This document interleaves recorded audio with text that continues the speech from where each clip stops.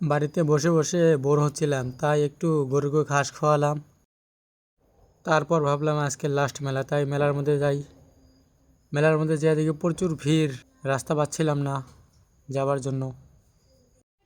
তারপর ভিড় সরিয়ে তারপরে আমরা মেলার ভিতরে ঢুকে যাই।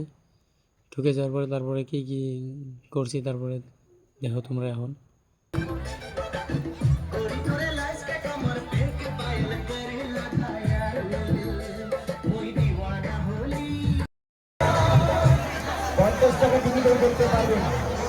তারপরে শ্যুট টুট করলাম, শ্যুট টুট করার পরে তারপরে 50 টাকা দিয়ে টিকিট কেটে তারপরে জলপুরের শো দেখলাম।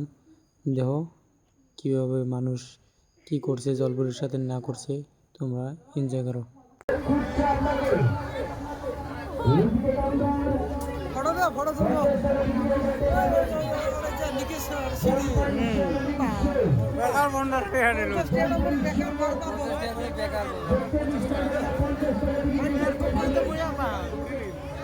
টাকা দাও আমার কথা